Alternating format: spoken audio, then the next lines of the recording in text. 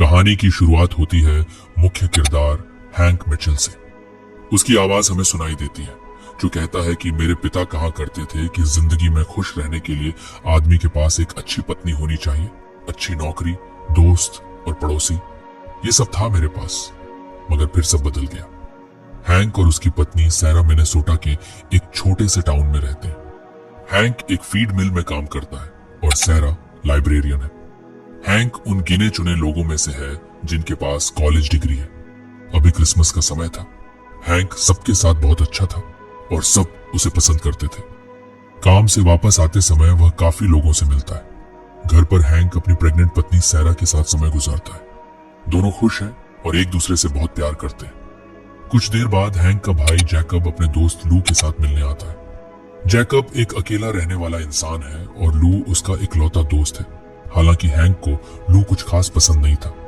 दोनों भाई आज अपने पिता की कब्र पर जाने वाले थे। हैंक थोड़ा इरिटेट होता है कि लू भी उनके साथ जा रहा है, लेकिन जेकब कहता है लू को बस लिफ्ट चाहिए, हम रास्ते में उसे उतार देंगे।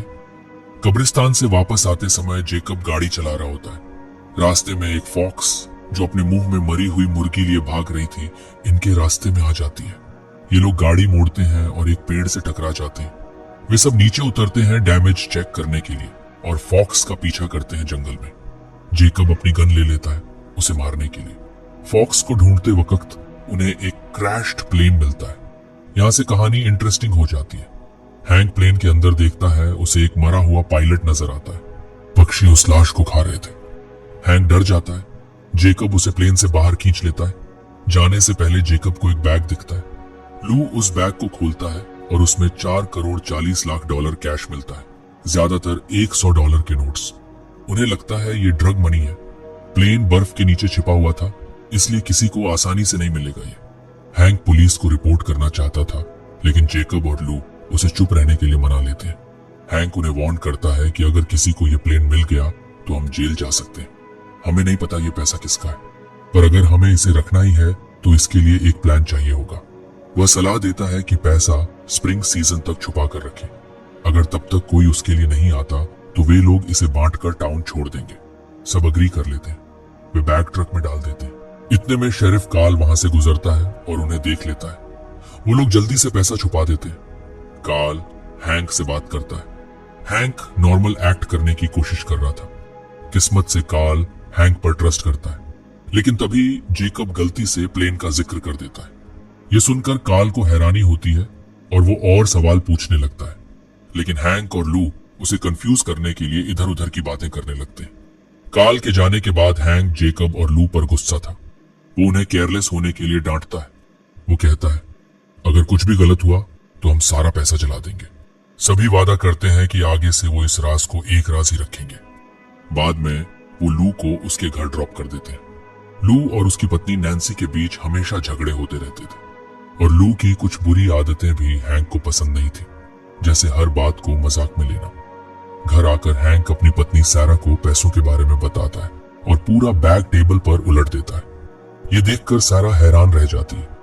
हालांकि इन सभी ने वादा किया था कि वो किसी को नहीं बताएंगे। डिनर के दौरान सैरा कहती है कि ये पैसा रखना गलत है, ये क्राइम है। हैंक पहले अग्री करता है, लेकिन बाद में कंफ्यूज हो जाता है। मगर रात को सैरा ने अपना इरादा बदल दिया। वो कहती है कि पैसा हम खुद के लिए रख सकते हैं, मगर हमें कुछ पैसा प्लेन में भी छोड़ना चाहिए। ऐसे किसी को शक नहीं होगा कि प्लेन में पैसा था और कोई उसे ले गया। हैंक इसके लिए मान जाता है। वैसे भी उन्हें कोई सेफ प्लान चाहिए था। अगले सुबह हैंक जेकब को वापस प्लेन तक जाने के लिए मनाता है। जेकब थोड़ा गुस्से में था, लेकिन मान जाता है। वहां पहुंचकर हैंक जेकब को पहरा देने के लिए कहता है और खुद अकेले ही उस क्रैश्ड प्लेन में चला जाता है। वो पैसा रखने में भी सफल रहता है। जब जेकब इंतजार कर रहा था, टाउन का एक आदमी ड्वाइट स्नोमोबाइल पर वहां आता है। वो जेकब से पूछता है कि क्या उसने कोई फॉक्स देखी है। जेकब कहता है नहीं। इतने में हैंक भी लौट आया, मगर उससे पहले ही जेकब ने उस आदमी पर हमला कर दिया, क्योंकि वो घबरा गया था और उसे ऐसा महसूस हुआ जैसे वो उनका राज जान जाएगा। जब हैंक वहां पहुंचा तो देखा कि वो आदमी मर चुका है। वो जेकब से कहता है कि इसे एक्सीडेंट जैसा दिखाना पड़ेगा। हैंक ड्वाइट को स्नोमोबाइल पर ले जाता है, लेकिन तभी ड्वाइट होश में आ जाता है और पुलिस को बुलाने की धमकी देने लगता है। इस बात से हैंक घबरा जाता है और मजबूरी में वो ड्वाइट को एक पुल से नीचे फेंक देता है, जो कि अब पक्का मर चुका था। अब ये एक हादसा लग रहा था। साफ सफाई करने के बाद हैंक वापस जेकब के पास आया। जेकब गिल्टी फील कर रहा था, वो सच बताना चाहता था। वो कहता है कि मैं बता दूंगा, ये सब मेरा आइडिया था। लेकिन तब हैंक ने भी सच बता दिया कि उसने ड्वाइट को मारा था। तब तक वो जिंदा था। बाद में हैंक सैरा को सब कुछ बता देता है। सैरा उसे वार्न करती है कि पुलिस उनके फुटप्रिंट्स को फॉलो कर सकती है।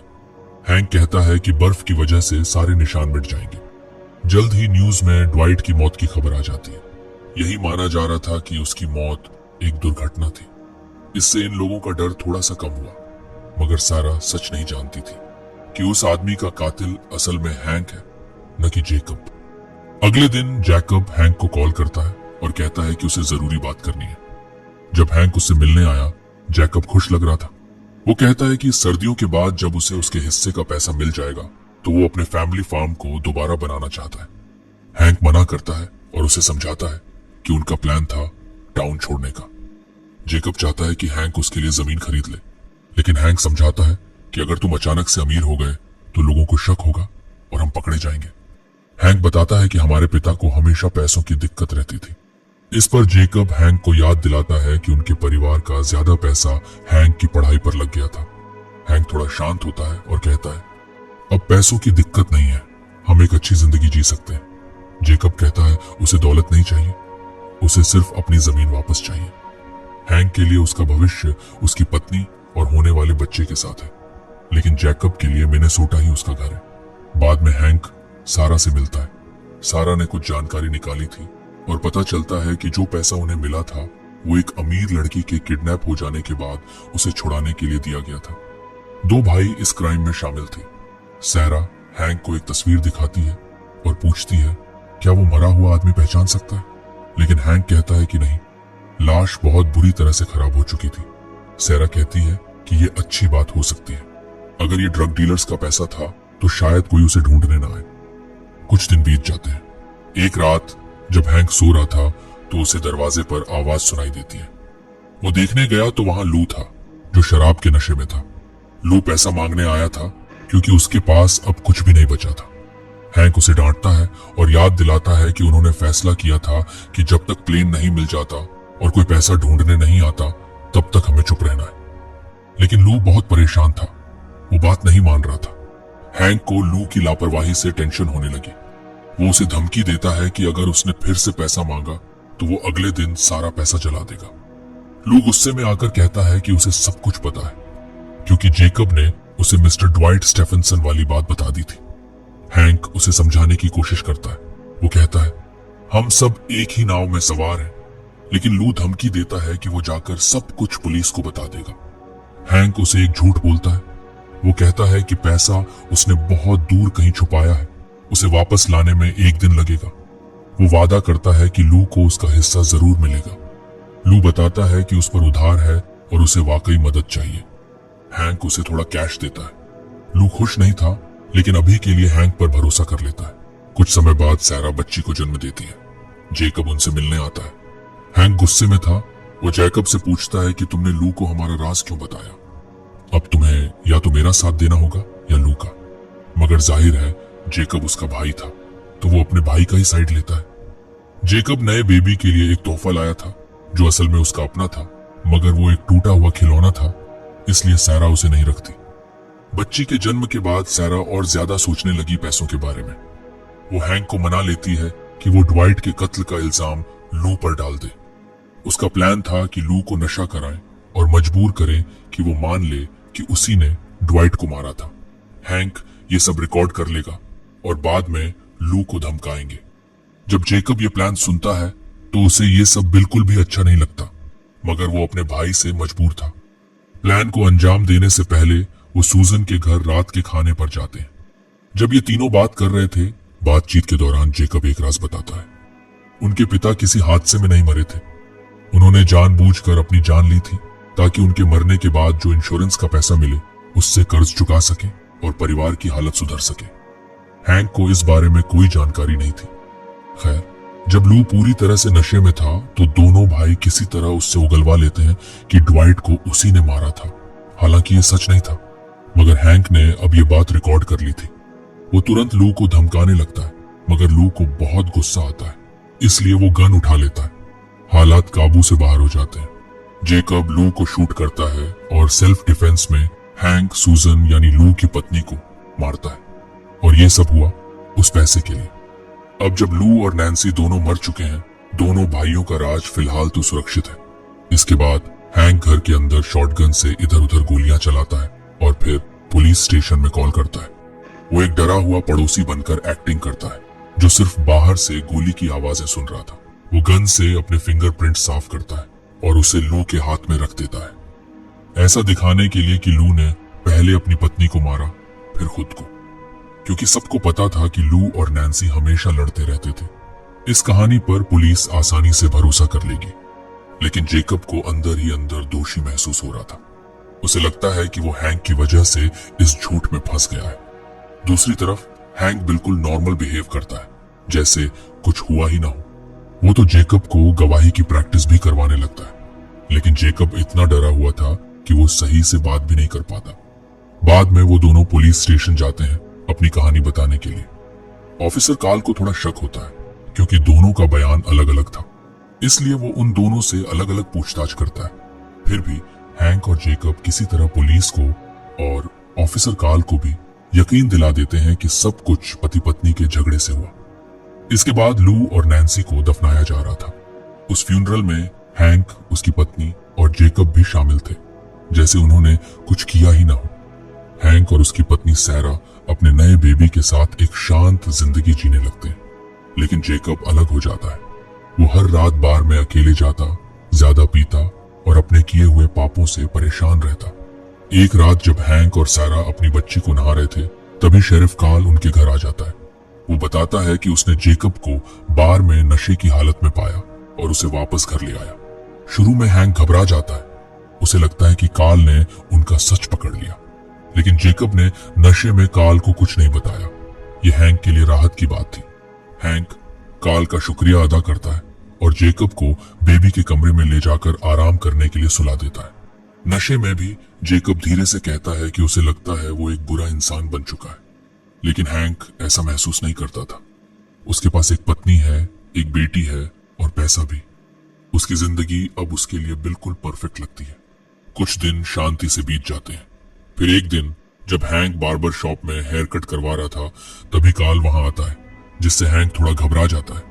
कार्ल कहता है कि जेकब ने कभी कहा था कि उसने उस रात जंगल में प्लेन गिरने की आवाज सुनी थी। अब एफबीआई एक मिसिंग प्लेन को ढूंढ रही है। कार्ल पूछता है कि क्या हैंक और जेकब एक एजेंट नील बैक्स्टर की मदद करेंगे उस प्लेन को खोजने में। हैंक घबराया हुआ था, लेकिन वो हाँ बोल देता है और कहता है कि स्टेशन पर मिलते हैं। पुलिस स्टेशन में हैंक और जेकब एजेंट बैक्स्टर और ऑफिसर कार्ल से मिलते हैं।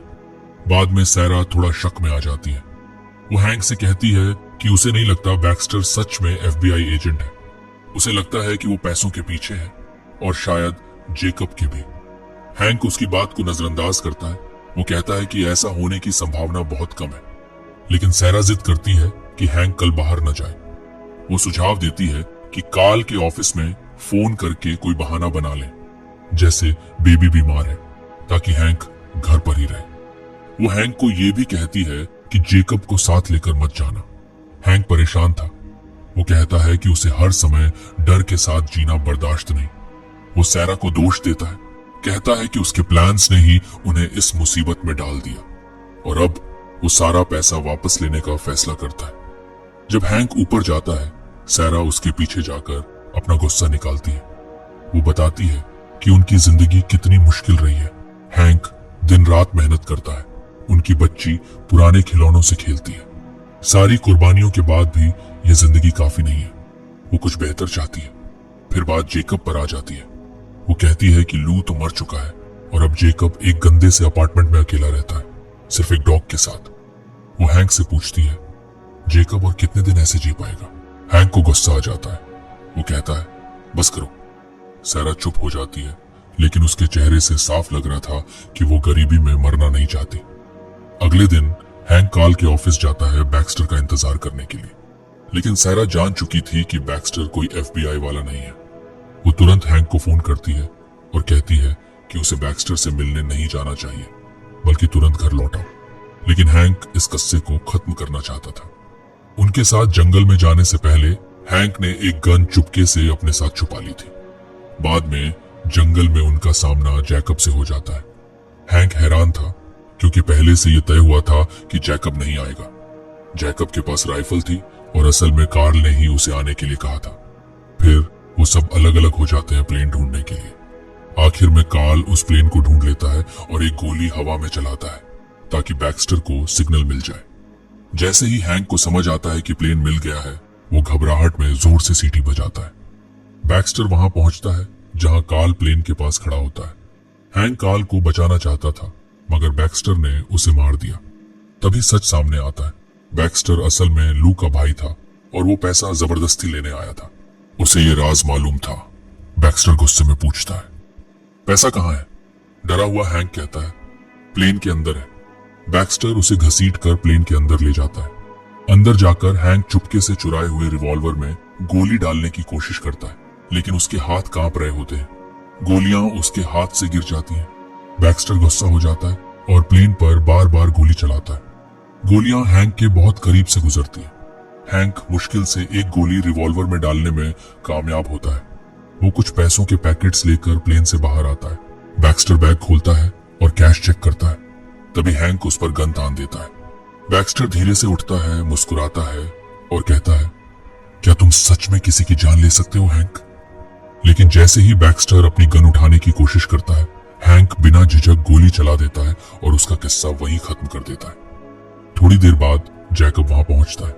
कार्ल और बैक्स्टर की लाशें देखकर वो बिल्कुल टूट चुका था। वो हैंक से कहता है कि अब वो अपने अंदर के गिल्ट के साथ नहीं जी सकता। वो कहता है, हैंक, मुझे मार दो और ऐसा दिखाओ कि मेरी मौत भी बैक्स्टर ने ही की थी। ना चाहते हुए भी हैंक ऐसा करने के लिए मजबूर हो जाता है। पुलिस स्टेशन में हैंक अपनी पहले से तैयार की हुई कहानी असली FBI एजेंट्स को सुनाता है। उन्हें हैंक पर भरोसा था, लेकिन फिर एक कड़वा सच सामने आता है। एजेंट्स बताते हैं कि वो पैसा एक रैंसम का हिस्सा था और उसके सीरियल नंबर्स ट्रैक किए जा रहे हैं। हैंक को समझ आ जाता है कि वो पैसा कभी भी सुरक्षित तरीके से इस्तेमाल नहीं कर सकता। वो घर लौट जाता है और सारा का सारा पैसा जला देता है। और बस यही था सब कुछ। इतना खून, इतने झूठ, इतनी मौतें, सिर्फ इसीलिए ताकि आखिर में वो पैसा जला दिया जाए। जिंदगी ने सबके साथ बस खेल ही खेला। आखिरी नरेशन में हैंक अपने उस बीते हुए समय को याद करता है और जो कुछ भी उसने खो दिया। जिंदगी तो आगे बढ़ती है, लेकिन जो हुआ, कत्ल, धोखा और बर्बादी, उसकी यादें उसका पीछा कभी नहीं छोड़ती। और यहीं पर इस फिल्म का अंत होता है दोस्तों।